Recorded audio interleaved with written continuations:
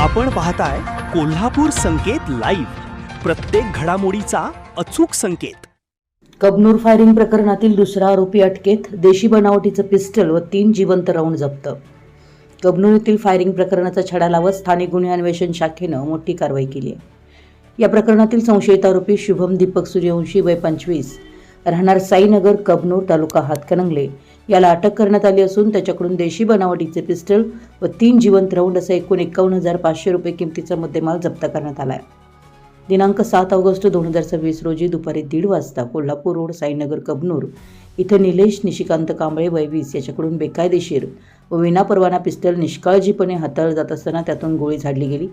गोळी त्याच्या डाव्या हाताच्या मधल्या बोटातून आरपार जाऊन डाव्या कानाच्या मागील बाजूस डोक्यात घुसल्यानं तो गंभीर जखमी झाला।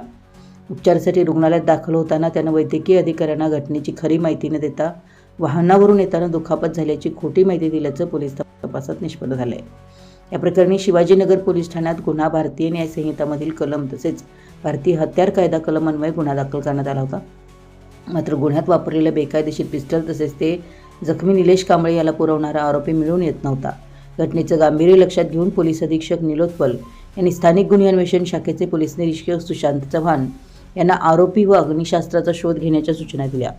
त्यानुसार पोलीस निरीक्षक सुशांत चव्हाण यांनी स्थानिक गुन्हे अन्वेषण शाखेतील अधिकारी व अंमलदारांची पथकं तयार करून तपास सुरू केला। तपासादरम्यान जखमी निलेश कांबळे यांना वापरलेलं पिस्टल शुभम सूर्यवंशी याच्याकडे असून तो त्याची विल्हेवाट लावण्याच्या उद्देशानं तिळवणी ते तिळवणी माळभाग जाणाऱ्या रस्त्यावर फिरत असल्याची गोपनीय माहिती पोलिसांना मिळाली। या माहितीच्या आधारे सहाय्यक पोलीस निरीक्षक सागर वाघ यांच्या पथकानं सापळा रचून शुभम दीपक सूर्यवंशी याला ताब्यात घेतलं। चौकशी दरम्यान त्यानं गुन्ह्याची कबुली दिल्याचं पोलिसांनी सांगितलंय। त्याच्याकडून गुन्ह्यात वापरलेलं पिस्टल व 3 जिवंत राऊंड असा एकूण 51,500 रुपये किमतीचा मुद्देमाल कायदेशीर प्रक्रियेद्वारे जप्त करण्यात आला। जप्त मुद्देमाल व आरोपीला पुढील तपासासाठी शिवाजीनगर पोलीस ठाण्याच्या ताब्यात देण्यात आलंय।